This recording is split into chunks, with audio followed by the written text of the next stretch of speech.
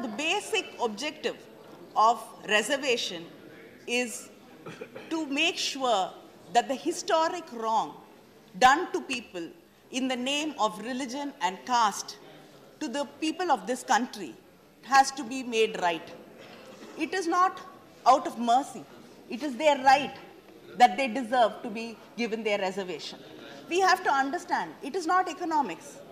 It is not because they were poor that they were denied rights to education and place in the governance.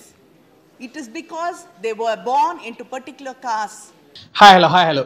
See, UPSC preparation, civil services exam, selection process, அப்படின்னு எடுத்தீங்கன்னா நம்ம ரீசெண்டாக ஒரு பெரிய ஷாக்லேருந்து இன்னும் over come ஆகலை. But at least டெம்பரரியாக நமக்கு வந்து அந்த ஷாக் இல்லாத மாதிரி ஒரு ஃபீல் கொடுத்துருக்கு. அது என்ன ஷாக் அப்படின்னு கேட்டிங்கன்னா பூஜா கேட்கர் ஷாக். ஸோ இந்த பூஜா கேட்கர் ஷாக் அப்படிங்கிறது ஆல்ரெடி நம்ம நிறையவே வீடியோஸில் ஏர்லியர் வீடியோஸில் பார்த்துருக்கோம், உங்களுக்கும் எல்லாமே தெரியும். அதே மாதிரி இன்னும் நிறைய பூஜா கேட்கர்ஸ் வந்து டிபார்ட்மெண்ட்டுக்குள்ளே ஆல்ரெடி போயிட்டாங்க அப்படின்ற ஒரு செட் ஆஃப் டீட்டெயில்ஸ் ப்ரூஃபோடு இருக்குது. இப்போது ரீசெண்டாக செலக்ட் ஆனவங்களுமே சில பேர் வந்து ஃபேக்காக எப்படி வந்து ஓபிசி கிரீமிலேயர்லேருந்து ஓபிசி ஆகிட்டாங்க, இல்லை ஜென்ரல் இடபிள்யூஎஸ் இதிலெல்லாம் நிறைய ஃபேக் ஒர்க் போயிருக்கு அப்படின்றதுக்கு நிறைய ப்ரூஃப் இப்போ ரீசெண்டாக ஜென்ரேட் ஆகிருக்கு with respect to UPSC civil services exam. And அதில் ரொம்ப நமக்கு ஷாக்காக அமைஞ்சது என்னென்னா இந்த பூஜா கேட்கர் கேஸ் இல்லையா. ஸோ இந்த மாதிரி இருக்கிற சினாரியோவில் இன்னொரு ரிசர்வேஷன் ஷாக் இப்போ ரீசெண்டாக நடந்திருக்கு. என்ன அப்படின்னு கேட்டிங்கன்னா, இந்த பிஜி நீட் எக்ஸாம் இருக்கு இல்லைங்களா, பிஜி நீட் எக்ஸாம் எழுதி அதுலேருந்து செலக்ட் ஆகி வேறு கோர்சஸ்க்கு போவாங்க இல்லையா, அந்த மாதிரி ஒரு 140 பேர் இடபிள்யூஎஸ் கோட்டாவில் வேறு set of PG courses, radiology, thoracic medicine, அந்த மாதிரி டிஃப்ரெண்ட் கேட்டகரிஸ் இருக்கும். அது மாதிரி ஒரு கேட்டகரிஸுக்குமே ஃபீஸ் ஸ்ட்ரக்சர் வேரி ஆகும். எப்படின்னா ரஃப்லி அரௌண்ட் 1 crore-லேருந்து 1.5 crore 1.6 crore வரைக்கும் ஃபீஸ் ஸ்ட்ரக்சர் வேரி ஆகும். இந்த மாதிரி டிஃபரண்ட் டிசிப்ளின்ஸ் ஆஃப் பிஜி நீட்டுக்கு ஒரு 140 பேர் இடபிள்யூஎஸ் கோட்டாவில் ப்ரைவேட் காலேஜஸில் அட்மிட் ஆகியிருக்காங்க. இப்போ இங்கே என்ன பிரச்சனை அப்படின்னு கேட்டிங்கன்னா, இடபிள்யூஎஸ் கோட்டாவுக்கு க்ரைட்டீரியா என்னன்னாக்கா 8 lakhs-க்கு கீழே சேலரி இருக்கணும் அப்படிங்கிறது ஒரு மெயின் க்ரைட்டீரியா இடபிள்யூஎஸ் கோட்டாவுக்கு. இப்போ இவங்க எல்லாரும் என்னென்னா, எங்கள் பேரண்ட்ஸ்க்கு வந்து 8 lakhs-க்கு கீழே தான் சேலரி அப்படின்னு சொல்லி தான் அந்த இடபிள்யூஎஸ் கோட்டா அந்த சர்டிஃபிகேட்டு வாங்கியிருக்காங்க. இப்போது ஒரு 8 lakhs-க்கு கீழே உள்ளவங்க எப்படி வந்து ப்ரைவேட் காலேஜில் போயிட்டு ஒரு 1 crore 2 crore செலவு பண்ணி ஃபீஸ் கட்டி படிக்க முடியுன்றது லாஜிக்கலாக ஒரு கொஸ்டின். இப்போ அதுதான் எல்லோரும் ரைஸ் பண்ணுறாங்க. ஏன்பா நீ ஆல்ரெடி 8 லட்ச ரூபாய்க்கு கம்மி அப்படின்னு சொல்லி சர்டிஃபிகேட் வாங்கிட்டார், இப்போ இவ்வளோ ஃபீஸ் எப்படி கட்டுவேன்? ரெண்டு விஷயம் இருக்குது. அதுலேயுமே இன்னொன்றுனா இடபிள்யூஎஸ் கோட்டாவில் இன்னொரு நாமும் கொடுத்துருக்காங்க.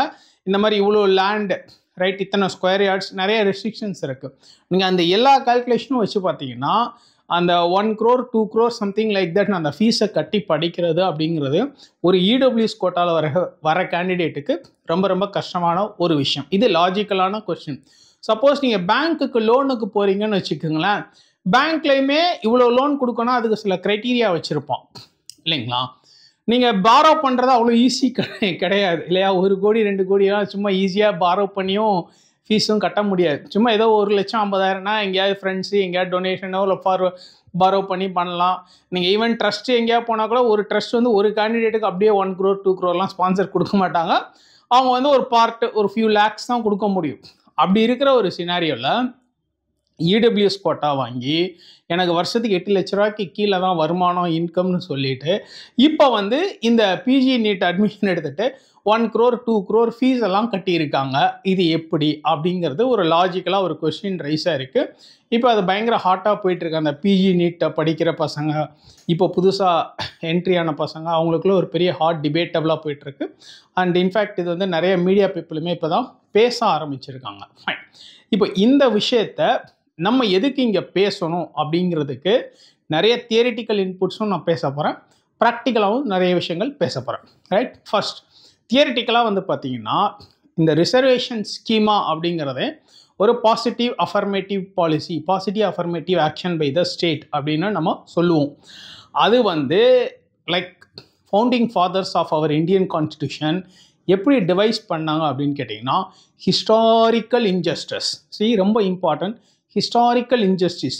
தௌசண்ட்ஸ் ஆஃப் இயர்ஸுக்கு ஹிஸ்டாரிக்கலாக சஃபரான குரூப் ஆஃப் பீப்புளுக்கு இந்த ரிசர்வேஷன் கொடுக்கணும் அப்படின்னு சொல்லி தான் இதை கொண்டு வந்தாங்க. அண்ட் இன்னொன்று என்ன அப்படின்னு கேட்டிங்கன்னா, அம்பேத்கரும் சரி பெரியாரும் சரி ஒரு விஷயம் சொல்லியிருப்பாங்க, reservation program is not a poverty elevation program கிடையாது. இது வந்து process of increasing the representation of the disadvantaged classes in public sector. I mean government related organs, institutions, legislatures, like part of the government process, governance system குள்ள இந்த disadvantaged communities ஓட representation increase ஆகணுங்கிறதா இங்க நோக்கமே தவிர இது வந்து ஒரு poverty elevation scheme கிடையாது. இது வந்து வறுமை நீக்கும் ஒரு திட்டம் கிடையாது அப்படிங்கிறத அம்பேத்கர் அண்ட் பெரியார் ரெண்டு பேருமே தெளிவாகவே சொல்லியிருப்பாங்க. இப்போ எக்கனாமிக்கலி வீக்கர் செக்ஷன் ஒரு ரிசர்வேஷன் கொண்டு வரது இது ஏதோ வறுமை ஒழிப்பு திட்டம் மாதிரி தான் இருக்குது. இது வந்து வறுமை ஒழிப்பு திட்டம் கிடையாது. சரிங்களா? இதனால தான் நம்மளோட ஃபவுண்டிங் ஃபாதர்ஸ் கான்ஸ்டிடியூஷன் ஃப்ரேம் பண்ணும்போதே ஆர்டிகிள் 15 ஆகட்டும் 16 ஆகட்டும் இது ரிசர்வேஷன் ரிலேட்டடான ஆர்டிகல்ஸ். அதில் என்ன சொல்லியிருப்பாங்கன்னா, socially and educationally backward classes, even constitution வந்த பிறகு காக்கா கலேல்கர் பேக்வர்ட் கிளாஸ் கமிஷன் ஒன்று கொண்டு வந்தாங்க, ரைட்? அதுக்கப்புறம் மண்டல் கமிஷன், எல்லாருமே என்ன சொன்னாங்கன்னா சோஷியலி எஜுகேஷனலி பேக்வர்ட் கிளாஸஸ். ஏன்னா இந்த எக்கனாமிக் கிரைட்டீரியன் அப்படிங்கிறது ஹைலி ஆல்ட்ரபிள், ஈஸிலி மனிப்புலேட் பண்ண முடியும். இப்போ என்னென்னா அதுதான் நம்ம சோஷியாலஜிக்கலாக ஒரு டேர்ம் சொல்லுவோம், அஸ்கிரைப்டு வர்சஸ் அச்சீவ்டு அப்படின்போம். கேஸ்ட் அப்படிங்கிறது ஒரு அஸ்கிரைப்டு ஸ்டேட்டஸ், அது வந்து உன்னுடைய பிறப்பு மார்க், பர்த் மார்க் மாதிரி. நீ எந்த கேஸ்ட்டில் பிறக்கிறியோ நீ சாகிற வரைக்கும் அது உன்னோட கேஸ்ட், அது உன்னை விட்டு மாறாது. ஆனால் எக்கனாமிக் சிச்சுவேஷன்ன்றது நீ பிறக்கும்போது பெரிய பணக்காரனாக பிறந்திருக்கலாம், வளரும்போது பணக்காரனாக இருக்கலாம், திடீர்னு ஒரு நாள் உங்கள் அப்பாவுக்கு எல்லா பிஸ்னஸ் போய் நீ ஏழையாயிடலாம், அது வேறு. அது வந்து ப்ராசஸ் ஆஃப் அச்சீவ்மெண்ட், அதுக்கு நிறைய காரணங்கள் இருக்குது. பட் அஸ்கிரைப் ஸ்டேட்டஸுங்கிறது நம்ம பிறக்கிறதுலேருந்து சாகிற வரைக்கும் நம்ம கூடயே இருக்கும். ஸோ இந்த socially educationally backward communities classes அப்படின்னு கான்ஸ்டிடியூஷன் ஃப்ரேமிங் பண்ணும்போது அவங்க மென்ஷன் பண்ணதுக்கு மெயின் ரீசனே, எம்ஃபசைஸ் கொடுத்த ரீசன் என்னன்னாக்கா, இது வேற அது வேற. எக்கனாமிக் க்ரைட்டீரியான்றது வேற, social and educational backwardness criteria அப்படிங்கிறது வேற அப்படின்னு சொல்லி தெளிவாகவே சொல்லியிருக்காங்க. அண்ட் இது வந்து சும்மா டக்குன்னு எடுப்பில் தான் சொல்ல, இதுக்கு நிறைய டெலிபரேஷன் பண்ணியிருக்காங்க, நிறைய பேசியிருக்காங்க, நிறைய டிபேட் பண்ணியிருக்காங்க. பண்ணி தான் இந்த ஒரு க்ரைட்டீரியா வந்து கான்ஸ்டிடியூஷனில் ஆர்டிகிள் 15(4)லையும் 16(4)லையும் கொண்டு வந்திருக்காங்க, ரைட்? அப்படி இருக்கும்போது இப்போ இருக்கிற நம்ம எக்ஸிஸ்டிங் கவர்மெண்ட் என்ன பண்ணியிருக்காங்கன்னா, இடபிள்யூஎஸ் ரிசர்வேஷன் ஒன்று கொண்டு வந்திருக்காங்க. அதை நிறைய பேர் மனிப்புலேட் பண்ணி தான் யூஸ் பண்ணிக்கிட்டு இருக்காங்க. அண்ட் எனக்கு என்ன ஒரு ஆச்சரியம் அப்படின்னு கேட்டிங்கன்னா, இன்னைக்கு இவ்வளோ பிரச்சனை வருது, இதை ஒரு 80-100 வருஷம் முன்னாடியே அம்பேத்கரும் பெரியாரும் பயங்கரமாக யோசிச்சிருக்காங்க அப்படின்னா அவங்களாம் உண்மையிலே பெரிய தீர்க்கதரிசிகள் அப்படின்னு தான் சொல்லணும். ஏன்னா ஃபஸ்ட்டு ரிசர்வேஷன்றது 1921 தான் வந்துச்சு அப்படின்னு சொல்லுவாங்க. அதுவும் இன்ஃபேக்ட் தமிழ்நாட்டில் தான் அந்த ரிசர்வேஷன் ஜியோ ஆர்டரே ஃபஸ்ட்டு 1920 வந்துச்சுன்னா. ஸோ அதை நீங்கள் அதெல்லாம் கணக்கு வச்சு பார்த்தீங்கன்னா கிட்டத்தட்ட 100 வருஷம் ஆகுது. ஸோ இன்னைக்கு வர இந்த பிரச்சனையை ஒரு 100 வருஷம் முன்னாடியே அவங்கெல்லாம் யோசிச்சு அதை பற்றி பேசியிருக்காங்க அப்படின்னா, இன்னைக்கு இருக்கிற நம்ம சிஸ்டம் வந்து எவ்வளோ ஒரு மயோபிக் விஷனோட, ஒரு ஷார்ட் சைட்டோட இருக்குது அப்படிங்கிறத நம்ம யோசிச்சு பார்க்கணும். ஸோ எக்கனாமிக் க்ரைட்டீரியா வச்சு ரிசர்வேஷன்ன்றது ரொம்ப மனிப்புலேட்டிவான ஒரு விஷயம். அண்ட் இன்ஃபேக்ட் பூஜா கேட்கருமே அந்த எக்கனாமிக் க்ரைட்டீரியாவை தான் ஈஸியாக மனிப்புலேட் பண்ணியிருந்தாங்க. சரிங்களா? அது மட்டும் இல்லை, இன்னும் நிறைய cases UPSC civil services exam clear பண்ணி உள்ளே போனவங்களே நிறைய பேர் இந்த எக்கனாமிக் க்ரைட்டீரியாவை மனிப்புலேட் பண்ணியிருக்காங்க. அதுக்கு நிறைய எவிடன்ஸ் இருக்குது. இப்போ ரீசெண்டாக போன லிஸ்ட், ஐ மீன் 2024 செலக்ட் ஆகி போனவங்களையுமே நிறைய மனிப்புலேட் பண்ணி இந்த எக்கனாமிக் க்ரைட்டீரியாவை ஆல்டர் பண்ணி ரிசர்வேஷனை யூட்டிலைஸ் பண்ணி போயிருக்காங்க. ஸோ இந்த எக்கனாமிக் க்ரைட்டீரியன் அப்படிங்கிறது வந்துட்டு என்னை பொறுத்தளவில் ஒரு பிளண்டர் மிஸ்டேக் அப்படின்னு தான் நான் சொல்லுவேன். அதை வந்து ஒரு ரிசர்வேஷன் ஸ்கீமுக்குள்ளே கொண்டு வரது ஒரு பிளண்டர் மிஸ்டேக் தான்.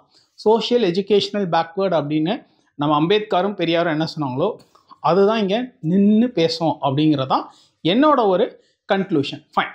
இப்போ தியரட்டிக்கலாக வந்து பார்த்தீங்கன்னா நம்ம பொலிட்டிக்கல் சயின்ஸில் என்ன பண்ணோம், Ronald Dworkin's concept of equality social justice அப்படின்னு ஒரு விஷயம் படிப்போம். இந்த ரொனால்டு டுவார்கின் என்ன சொல்லியிருப்பாருன்னா 2 டேர்ம்ஸ் சொல்லியிருப்பார், ப்ரூட் லக், ஆப்ஷன் லக் அப்படின்னு சொல்லியிருப்பார். அதாவது ப்ரூட் லக் அப்படிங்கிறது, நான் வந்து இப்போ சப்போஸ் ஒரு டிஸ்அட்வான்டேஜ் கம்யூனிட்டியில் பிறக்கிறேன், ஒரு ஏழ்மையான குடும்பத்தில் பிறக்கிறேன், இல்லை ஒரு பிச்சைக்காரன் வீட்டில் பிறக்கிறேன்னா அது வந்து என்னோட ப்ரூட் லக். இப்போ நான் பிறந்து படிக்க மாட்டேன், உழைக்க மாட்டேன், சம்பாதிக்க மாட்டேன், இல்லை வந்து நான் தப்பான டிசிஷன்ஸ் எடுத்து தப்பான ஒரு வழியில் தப்பாக போய் அதனால மாட்டிக்கிறேன், அதனால நான் வந்து என்னோட காசெல்லாம் இழந்துடுறேன், என்னோட சுச்சுவேஷன் இதாகுது ஒர்ஷன் ஆகுதுன்னா அது வந்து ஆப்ஷன் லக். ரொனால்ட் டார்கின் என்ன சொல்கிறாருன்னா, இந்த ப்ரூட் லக்கை வந்து காம்பன்சேட் பண்ணணும், இந்த ப்ரூட் லக்கை வந்து காம்பன்சேட் பண்ணணும், அதுக்கு தான் இந்த மாதிரியான reservation and affirmative action policies அப்படின்னு சொல்லி ரொனால்டோ டார்கின் சொல்லியிருப்பார். அகெயின் ஸோ இதே இது வந்து நம்ம அரிஸ்டாட்டலுமே வந்து concept of equality and justice பற்றி பேசும்போது என்ன சொல்லியிருப்பாருன்னா, கரெக்டிவ் ஜஸ்டிஸ் அப்படின்னு ஒரு டேர்ம் யூஸ் பண்ணியிருப்பார். அதாவது இந்த ரிசர்வேஷன் ப்ரோக்ராம் ஃபார் எக்ஸாம்பிள் இது எப்படின்னா, historical errors thousands of years, பல ஆயிரம் ஆண்டுகளுக்கு முன்னாடி இருந்து இந்த என்ன சொல்லுது ஹிஸ்டாரிக்கலாக அவங்க வந்து நிறைய இன்ஜஸ்டிஸ்க்கு ஆளாக்கப்பட்டிருக்காங்க அப்படின்னா அவங்களுக்கு ஒரு கரெக்டிவ் மெஷரை கொடுக்கணும். அந்த மாதிரியான ஒரு கரெக்டிவ் மெஷர் தான் இந்த மாதிரியான அஃபர்மேட்டிவ் பாலிசிஸ் ஆர் ரிசர்வேஷன் அப்படிங்கிறத அரிஸ்டாட்டலுமே சொல்லியிருக்காரு. ஸோ தியரிட்டிக்கலாக நம்ம வந்து இன்ஃபேக்ட் பொலிட்டிக்கல் சயின்ஸ் ஆப்ஷனல் ஸ்டூடெண்ட்டுக்கு இது ரொம்ப யூஸ்ஃபுல்லான கண்டென்ட்டாக இருக்கும், theoretical input. And of course GS4 எத்திக்ஸுக்குமே இந்த ஃபிலாசபிக்கல் கண்டென்ட் வந்து ரொம்ப தேவையான ஒரு கண்டென்ட். ஸோ எக்கனாமிக் க்ரைட்டீரியான்றது பியூர்லி ஆப்ஷன் லக் மாதிரி தான். பட் ஆனால் birth into a disadvantage community அப்படிங்கிறது வந்து ப்ரூட் லக் இல்லைங்களா? ஸோ இது according to Ronald Dworkin. According to Aristotle அந்த கரெக்டிவ் ஜஸ்டிஸ் அப்படிங்கிறது இந்த ஹிஸ்டாரிக்கல் இன்ஜஸ்டிஸ், ஹிஸ்டாரிக்கல் எரர் அப்படிங்கிறது தான் இல்லைங்களா? ஸோ தியரிட்டிக்கலி ஆல்சோ இந்த பர்டிகுலர் இன்சிடென்ட் நமக்கு ரொம்ப யூஸ்ஃபுல்லான ஒரு content from UPSC perspective. And உங்களுக்கு நான் எல்லாத்துக்கும் சொல்கிற ஒரு விஷயம் என்னென்னா, உங்களுக்கு தெரிஞ்சு யாராவது இந்த மாதிரி மனிப்புலேட்டிவ் மால் ப்ராக்டிசஸ் பண்ணி சர்டிஃபிகேட் வாங்கியிருந்தாங்கன்னா please bring in to the notice. கரெக்டான அத்தாரிட்டி கிட்ட எடுத்துகிட்டு கொண்டு போங்க, அவங்க மேலே சரியான ஒரு ஆக்ஷன் எடுக்கப்படணும். அப்போ தான் இந்த ரிசர்வேஷன் அப்படிங்கிற ஒரு அஃபர்மேட்டிவ் ஆக்ஷன் பாலிசி கொண்டு வந்ததுக்கே வந்து ஒரு மீனிங்ஃபுல்லான ஒரு இது இருக்கும். அப்போ தான் நம்ம அம்பேத்கர், பெரியார் அவங்களோட விஷன் வந்து ரியாலிட்டிக்கு வரும். Right? Wish all the very best. Thank you. நான் வந்து பொலிட்டிக்கல் சயின்ஸ் பேக்ரவுண்ட் எதுவுமே இல்லாமல் சார் கிட்ட தான் வந்து ஃபுல்லாகவே கற்றுக்கிட்டது. அவங்க வந்து கரெக்ட் பண்ணி இது இப்படி பண்ணணும் அப்படி பண்ணும்போது எனக்கு basic idea of political science வந்து உள்ளே வந்தது. ஏன்னா அது ரொம்ப முக்கியம், பேசிக்ஸ் வந்து கரெக்டான இடத்துல கரெக்டாக படிக்கிறது அப்படிங்கிறது. ஸோ அந்த வகையில் எனக்கு பேசிக்ஸ் வந்து இங்கே வந்து ரொம்ப நல்லா கற்றுக்கிது சார். உங்களோட பொலிட்டிக்கல் சயின்ஸ் ஸ்கோர் எவ்வளோ? I forgot. நீ சொன்னீங்க பட் 286. O great. தெரியல, தெரிஞ்சால் ப்ரொமோட் பண்ணியிருக்கலாமே. இல்லை எனக்கு ஞாபகமே இல்லை, உங்கள் ஸ்கோர் ஞாபகம் இல்லை. 286ங்கிறது ரொம்ப சூப்பர் ஸ்கோர் இல்லை, one of the best scores. 286ங்கிறது ரியலி குட் ஸ்கோர் இல்லையா?